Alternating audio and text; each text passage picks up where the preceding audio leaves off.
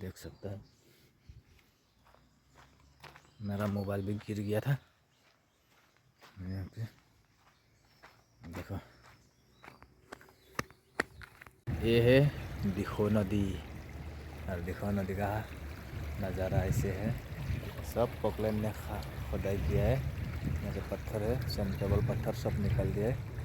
और इधर में है नगिनीमोरा और उसका पहाड़, और इधर है ये जगह का नाम है 6 नंबर।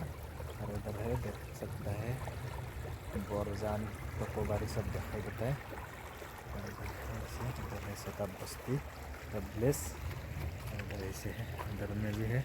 इधर जाएगा तो शिवसागर बोरहिल मिल जाएगा, शिवसागर डिस्ट्रिक्ट।